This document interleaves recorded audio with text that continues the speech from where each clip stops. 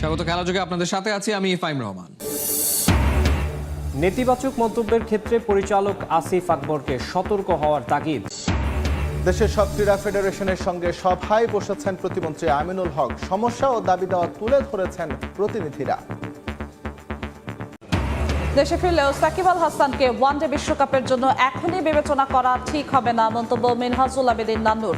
ঘরোয়া লিগের পারফরমেন্স দেখেই সিদ্ধান্ত নেওয়ার পরামর্শ। সাকিবের মামলার ফাইল ইতিমধ্যেই মন্ত্রণালয়ে পাঠিয়েছে বিসিবি। মামলার নিষ্পত্তি করে আগামী ম্যাচেই টাইগারদের হয়ে দেশের মাটিতে খেলতে নামবেন সাকিব, এমনটাই আশা ব্যক্ত করেছেন আসিফ আকবর। আগেই গুঞ্জন ছিল এই পদক্ষেপের, এবার তা বাস্তবেও করে দেখালেন আসিফ।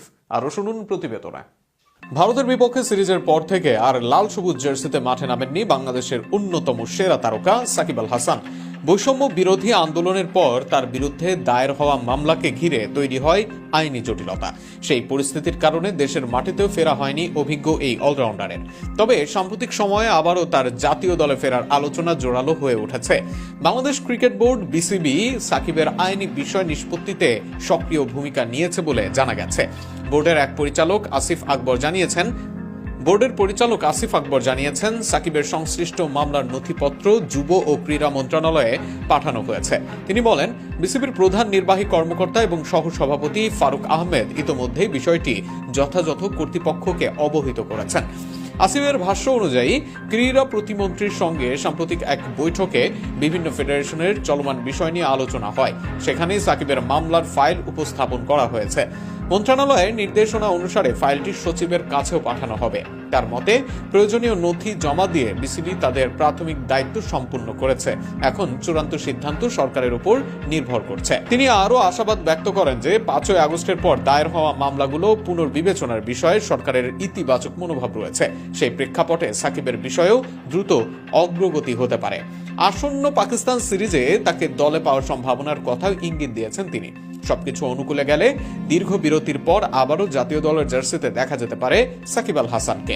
এমন প্রত্যাশায় প্রহর গুনছেন দেশের ক্রিকেট প্রেমীরা। সুপার 8-এর ম্যাচে ভারতের হারের অন্যতম কারণ হিসেবে উল্লেখ করা হচ্ছে ফর্মে থাকা আকসার প্যাটেলকে বসিয়ে রাখার সিদ্ধান্ত জানিয়ে চলছে তুমুল সমালোচনা। জিম্বাবুয়ের বিপক্ষে ডু অর ডাই ম্যাচের আগে এবার একাদশ নিয়ে মুখ খুললেন কিংবদন্তি সুনীল গাভাস্কর। ছন্দে থাকা পেসার আর্শদীপকে বাদ দিয়ে আকসারকে ফেরানোর পরামর্শ দিলেও পরক্ষণেই আবার সুর বদলালেন এই কিংবদন্তি। ভারতের বিশ্বকাপ মিশন এখন খাদের কিনারায়। সুপার 8-এর প্রথম ম্যাচে হারের পর থেকেই একথা বলছে ক্রিকেট প্রেমীরা। তাদের মতে সেই ম্যাচে প্রোটিয়াদের বিপক্ষে আকসার প্যাটেলকে একাদশে না রাখাটাই যেন কাল হয়ে দাঁড়িয়েছে স্বাগতিকদের জন্য। উল্টো তার বদলে সুযোগ পাওয়া ওয়াশিংটন সুন্দর ব্যাটে বলেছিলেন নিজের ছায়া হয়ে। এই হার আর একাদশ নির্বাচন নিয়ে এবার সরব দেশটির সাবেক ক্রিকেটার ও বর্তমান ধারাভাষ্যকার সুনীল গাভাস্কার। জিও স্টারকে দেয়া এক সাক্ষাৎকারে তিনি স্পষ্ট করে জানিয়ে দিলেন পরের ম্যাচে একাদশে ফিরতেই হবে আকসারকে। কিন্তু প্রশ্ন উঠছে তিনি ফিরবেন কার জায়গায়? যদিও গাভাস্কারের আঙুল ফর্মে থাকা পেসার আর্শদীপ সিং এর দিকে। জিম্বাবুয়ে লাইনআপে অনেক বেশি বাঁহাতি ব্যাটার নেই, সেটা মাথায় রেখে আমি আকসারকে একাদশে দেখতে চাই। তাকে আর্শদীপ সিং এর জায়গায় আনা যেতে পারে। পরিসংখ্যান বলছে 4 ম্যাচে 5 উইকেট নিয়ে বল হাতে বেশ উজ্জ্বল আর্শদীপ। এমন পারফর্মারকে বাদ দেয়া কতটা যৌক্তিক? অদ্ভুতভাবে নিজের যুক্তির পরক্ষণেই সুর বদলালেন গাভাস্কার। আর্শদীপের ছন্দকে মেনে নিয়ে নিজেই দিলেন স্ববিরোধী মন্তব্য। হ্যাঁ, আর্শদীপ দক্ষিণ আফ্রিকার বিপক্ষে ভালো বল করেছিল। এমন ভালো ছন্দে থাকা কাউকে পরিবর্তন করা যায় না, সুতরাং হয়তো কোনো পরিবর্তন আসতে যাচ্ছে না, একই দল নিয়েই খেলবে। গাভাস্কারের এই পাজলিং বা গোলমেলে পরামর্শ এখন টিম ম্যানেজমেন্টের জন্য বড় ধাঁধা।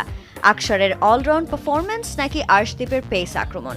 জিম্বাবুয়ের বিপক্ষে টসের সময় শেষ পর্যন্ত কোন পথে হাঁটে ভারত, সেটিই এখন দেখার বিষয়। বাফুফেকে 22 বছরের জন্য 3 স্টেডিয়াম দিয়েছে সরকার। চলতি রমজানে হবে দুই পক্ষের সমঝোতা চুক্তি। শুধু তাই নয়, জাতীয় নারী এবং পুরুষ ফুটবল দলের 46 জনকে বেতনের আওতায় আনছে সরকার। বাফুফের সঙ্গে বৈঠক শেষে জানিয়েছেন যুব ও ক্রীড়া প্রতিমন্ত্রী আমিনুল হক। এদিকে 2020 সালে বাফুফেকে দেয়া 20 কোটি টাকা অর্থের হিসাব পুনরায় চেয়েছে যুব ও ক্রীড়া মন্ত্রণালয়। করেছেন মোস্তাফিজুর রহমান।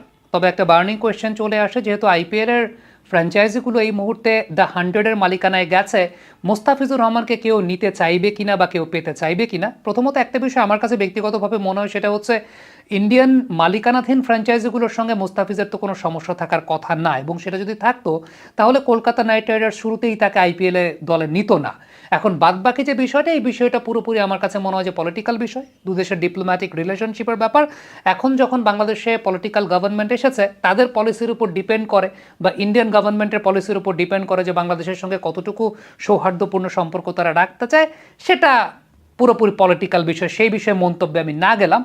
তবে টেকনিক্যাল জায়গা থেকে যদি আপনি আমাকে বিশ্লেষণ করতে বলেন যে দ্য 100 যেখানে খেলা হয় ইংল্যান্ডে, সেই জায়গাটায় মোস্তাফিজুর রহমান আসলে কতটুকু কার্যকর হতে পারেন বা কতটুকু কার্যকর হবেন, বা তাকে আসলে কতটুকু নিতে চাইতে পারে ওই কন্ডিশনটার পার্সপেক্টিভ বিবেচনা করলে, আমার কাছে ব্যক্তিগতভাবে মনে হয় যে গেল এক বছরে মোস্তাফিজুর রহমানের যে পারফরমেন্স, গেল এক বছরে মোস্তাফিজুর রহমানের যে ভ্যারিয়েশন, মোস্তাফিজকে ইংল্যান্ডের মাটিতেও কার্যকরীভাবে পেতে চাইবে দলগুলো।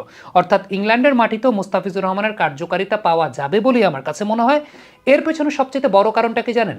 আমরা যেটা মনে করি যে মোস্তাফিজুর রহমানের বোলিং বা মোস্তাফিজুর রহমানের যে বল গ্রিপ করে উইকেটে, সেই গ্রিপ করাটা ওই যেটা তিনি আলটিমেটলি ফিজ স্পেশাল ডেলিভারি যেগুলোকে আমরা বলি, অনেকটা মোতাইয়া মুরালি ধরনের মতো রিস্ট বাঁকিয়ে তিনি বোলিং করে থাকেন যেগুলো গ্রিপ করে, এই ধরনের বলই হয়তো বা মোস্তাফিজ শুধু পারেন, বা এটাই হয়তো বা মোস্তাফিজের ম্যাজিক, বা এটাই হয়তো বা মোস্তাফিজের একমাত্র অস্ত্র। কিন্তু ব্যাপারটা সেরকম না। গেল এক বছরে মোস্তাফিজকে আরও 2টা জায়গায় খুব শানিত পরিশীলিত হতে দেখা গেছে, যেগুলো মূলত ইংলিশ কন্ডিশন অনেক বেশি মাত্রায় উপযোগী হবে বলে আমার বিশ্বাস। একটা হচ্ছে মোস্তাফিজুর রহমানের সিম আপ ডেলিভারি। মোস্তাফিজুর রহমান কিন্তু এখন সিম আপ ডেলিভারিটাকে অনেক বেশি মাত্রায় পলিশড করেছেন, যেটা তার আগে ছিল না। এবং সিম আপ ডেলিভারিটা ওইরকম পলিশড ছিল না দেখেই মূলত একটু বাইরের দেশের কন্ডিশনগুলোতেও মোস্তাফিজুর রহমান অতটা এফেক্টিভ হতেন না মাঝখানের সময়গুলোতে, যতটা এফেক্টিভ তিনি আসলে এশিয়ান বা সাবকন্টিনেন্টাল কন্ডিশনগুলোতে হতেন। সো যে সিম আপ ডেলিভারি, এবং সেই সঙ্গে তিনি আরেক ধরনের সিম আপ অফ কাটারও করে থাকেন। আমরা যদি একটু কম্প্যারিজনে আপনাদেরকে দেখাতে চাই, তাহলে আপনারা দেখলে খুব ভালো মতো বুঝতে পারবেন।